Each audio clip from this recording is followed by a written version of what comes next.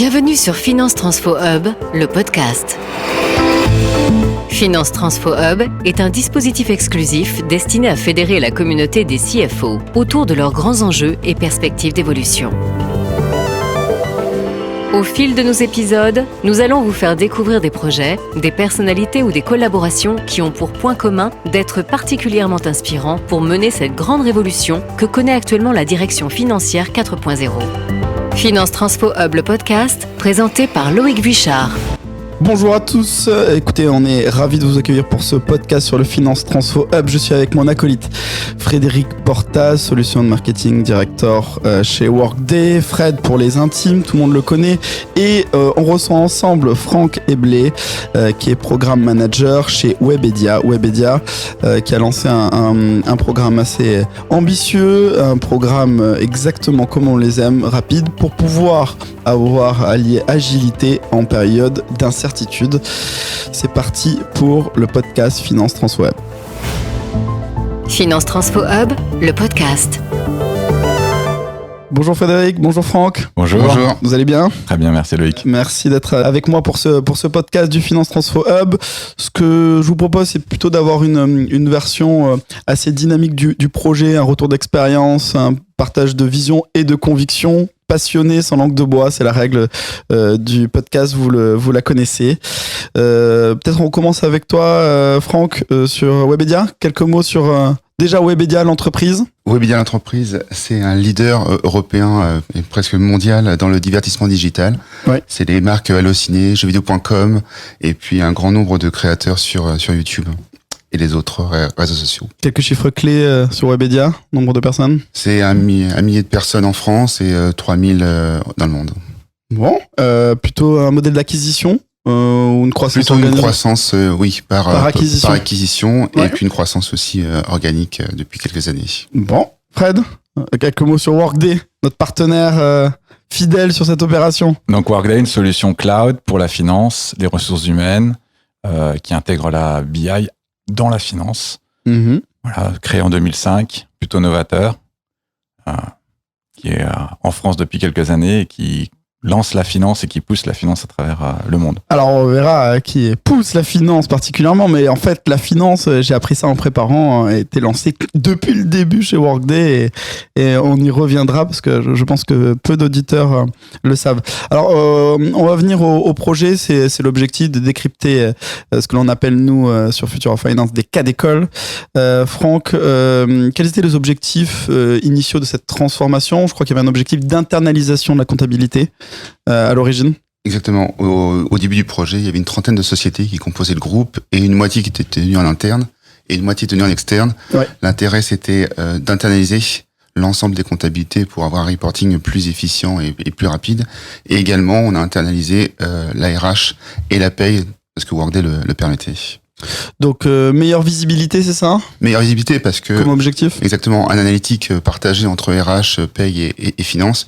Et quand on fait un changement en RH, il est en live automatiquement disponible côté finance dans tous les reportings. D'accord. Et internalisation, du coup, avec un plan de recrutement important, j'imagine. Et non, parce qu'on a pu intégrer le double de sociétés avec une équipe comptable équivalente. Intégrer le double de sociétés avec une équipe comptable équivalente. On est ISO ressources, vous intégrez 2 fois plus de sociétés en comptabilité. Exactement, avec la digitalisation et des meilleurs process ou tout simplement des process mis en place. Donc ça, c'était l'objectif qui était affiché dès le début ? D'internaliser à effectif en essayant de garder des effectifs stables. Un business case ambitieux pour démarrer. Fred, c'est quelque chose que tu vois beaucoup en ce moment. On est en période de pleine inflation. Quels sont les objectifs des projets généralement soutenus avec Workday ? Justement, c'est d'accélérer la transformation digitale pour devenir un vrai business partner. Ça fait longtemps qu'on en parle, malheureusement, je pense, parce que je préfère qu'on en parle plus, ça veut dire qu'on l'a déjà fait. Mais aujourd'hui, les outils technologiques mis sur le marché permettent de faire ça beaucoup plus rapidement. Ce que disait Franck, on est capable de faire beaucoup plus, automatiser plus la finance et être un vrai business partner, comme disait Franck, avec la BI intégrée au système. Il y a des objectifs de réduction de coûts ?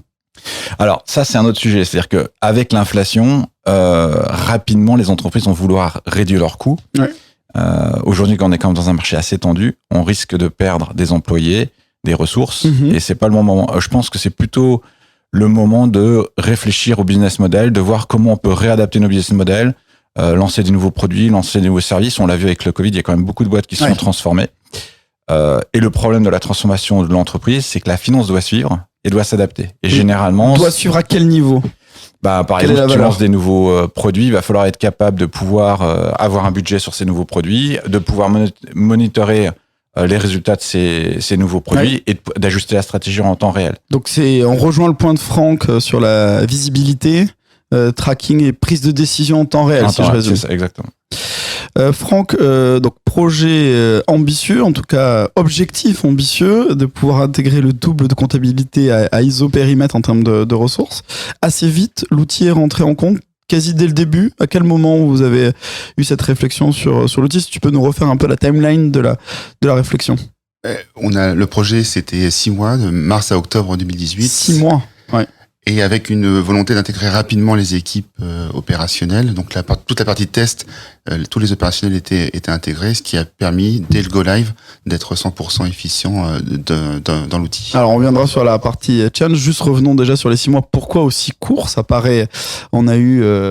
Cette semaine, les Digital Finance Awards avec le prix de rapidité. 6 mois, on l'a pas vu sur 62 projets. L'idée, c'était pouvoir commencer une année pleine lancée. Donc c'était l'idée de finir le projet en octobre. Et puis la volonté de vite reprendre la main, comme je le disais, sur les comptabilités qui étaient tenues à l'externe et harmoniser les outils. Et puis la mise en place d'une fonctionnalité d'engagement de dépenses qu'on n'avait pas avant, qui nous a permis d'avoir une meilleure visibilité sur le cash sortant. On revient sur le point d'agilité évoqué par Fred. Et du coup, la réflexion sur l'outil, quels étaient les critères que vous étiez donnés initialement ?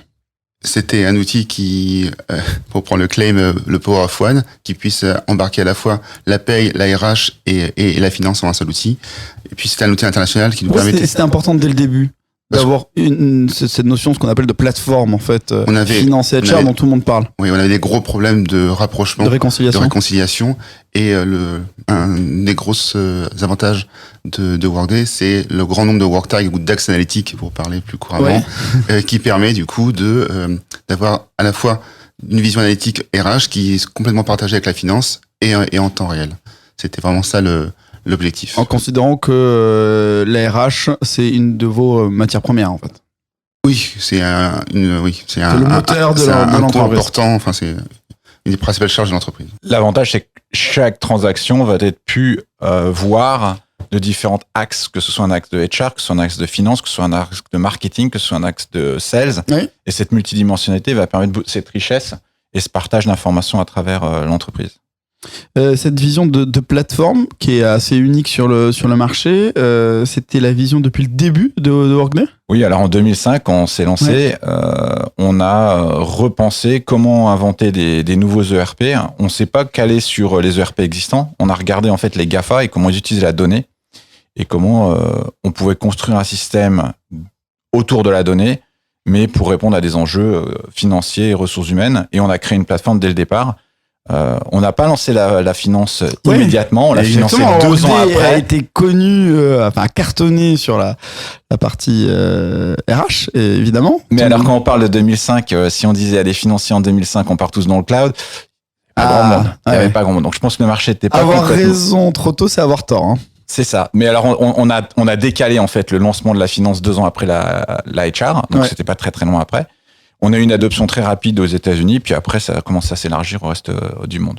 Et lancement en France, vraiment de la finance il y a 5 ans, 6 ans, je crois. Plus que 5 ans, non, 8 ans. 8 ans, quand même. Ouais. Et donc, avec cette notion de plateforme unique, le business case, maintenant qu'on vous avez choisi la plateforme, vous l'avez choisi en très peu de temps, ça a été une évidence, juste... Franck ? Oui, ça a été choisi en très peu de temps, parce que comme je le disais, c'était... 6 mois de projet au global, donc j'imagine qu'il ne faut pas mettre 6 mois pour choisir l'outil. Non, ça a dû prendre 2-3 mois, c'était... gros avantage, c'était la plateforme unique, et puis on voyait que c'était un outil qui était en constante amélioration, et scalable à l'international, même si pour l'instant on ne l'a pas encore fait, mais en tout cas, on sait que demain, Workday nous le permettra. 2005, effectivement, cloud natif, quoi. Exactement. Et l'avantage par rapport aux autres, c'est par rapport au métier, c'est-à-dire qu'aujourd'hui, que l'équipe de Franck peut faire évoluer le système. Workday va fournir des fonctionnalités tous les 6 mois, mais il va pouvoir faire évoluer le système lui-même parce qu'il n'y a pas de code. Exactement. Et donc, ça nous permet de nous adapter au business model qui change. Bon, in fine, le business case, Franck, quand on revient, les avantages du modèle actuel après le go live. Les avantages, c'est une meilleure visibilité, les engagements de dépenses en temps dans les temps actuels, c'est extrêmement important de savoir combien on va dépenser avant même d'avoir engagé la dépense, ce qui n'était pas le cas avant. Et puis une meilleure visibilité des ressources humaines, une meilleure visibilité des impacts en finance. C'est intéressant parce que on perçoit, c'était pas prévu dans notre préparation, mais on perçoit quand même dans ton témoignage, Franck, qu'il y a une réconciliation. Alors finance, RH, mais j'entends beaucoup, je lis beaucoup entre les lignes, une réconciliation compta, contrôle de gestion, qui est quand même l'épine dans le pied de toutes les directions financières. Cette convergence ERP-EPM, comment tu l'aperçois ? C'est ça, c'est cette grande simplicité avec l'utilisation des axes analytiques, il y en a 25 possibles, et donc on en utilise déjà une grande partie. 25 possibles nativement ? Nativement, et après tu peux les dériver, tu peux les dériver en je sais plus combien de... On n'a jamais trouvé personne qui les a... Qui est allé au bout qui a été au bout, non. Mais voilà, ça se permet d'affiner en fonction de l'activité et des besoins actuels, l'analyse des contrôleurs de gestion. Ouais, c'est vrai qu'on le dit pas assez souvent. On avait fait la promo notamment sur Future of EPM, l'outil EPM Workday qui est classé dans le Gartner, qui est très bien classé dans le Gartner. Tu peux en dire un mot juste, Frédéric ? On a racheté Adaptive Planning qu'on a intégré à la finance de Workday. Donc on a il y a 4 ans, ouais. Donc maintenant, c'est complètement intégré. Les clients peuvent en bénéficier. Et puis, on a la BI intégrée. Donc, ce qui fait que ça fait vraiment une plateforme unique, entre guillemets, pour les clients. Et comme disait Franck, il n'y a plus de séparation de la donnée, que ce soit à droite ou à gauche, c'est une donnée. Et après, on peut l'analyser dans les fonctions qu'on a besoin.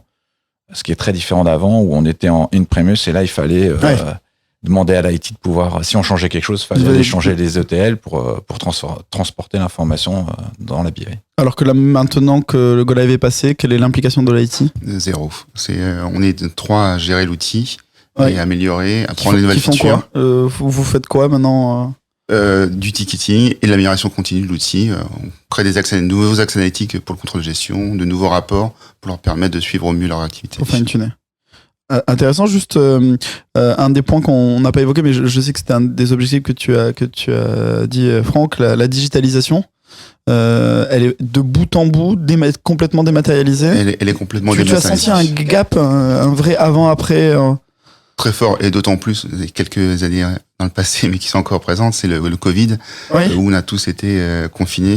Le fait que tout soit digitalisé, que les factures fournisseurs soient digitalisées, ça a changé l'activité des équipes. Tout le monde a pu retravailler le lendemain du confinement, depuis chez lui, depuis son ordinateur.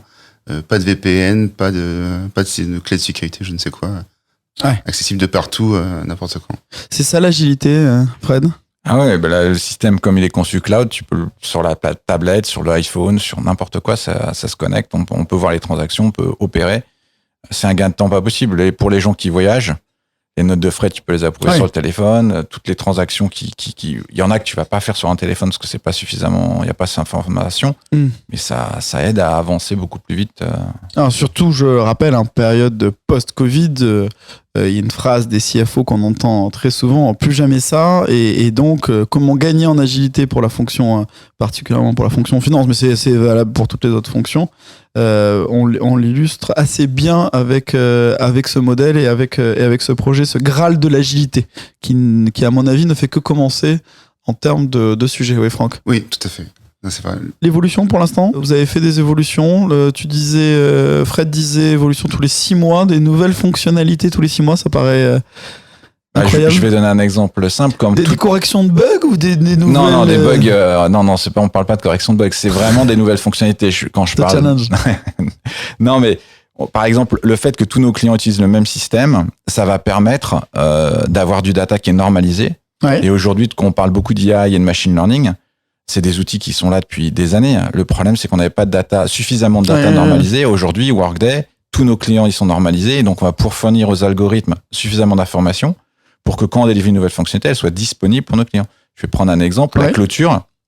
En période de clôture, les comptables, ils doivent chercher toutes les transactions qui sont anormales. Ça prend beaucoup de temps. Et généralement, aujourd'hui, les directeurs financiers veulent clôturer J+1, J+2. Enfin, ça plus rapidement, c'est le mieux. Là, aujourd'hui, l'algorithme, il va regarder toute cette masse de transactions. C'est un travail énorme. Il va surfacer les transactions qui sont en anomalie ou pas dans la norme. Et là, le comptable va prendre la décision de dire oui, c'est correct ou non, c'est pas correct. Et la machine learning va apprendre. Ce qui fait que chaque fois, ça s'améliore petit à petit. Mais est-ce que cet apprentissage permet et bénéficié par tous les autres clients? Ces algorithmes, est-ce qu'ils sont mutualisés? Je parle pas de la donnée, j'imagine que la donnée n'est pas mutualisée, mais est-ce que les algorithmes sont améliorés pour l'ensemble de la communauté? Tout à fait. Les communautés. Non, mais exactement. En fait, comme tout le monde a la même plateforme, le data, les clients peuvent choisir de nous le partager ou pas. Évidemment, il est anonymisé, mais on va fournir à l'algorithme cette information.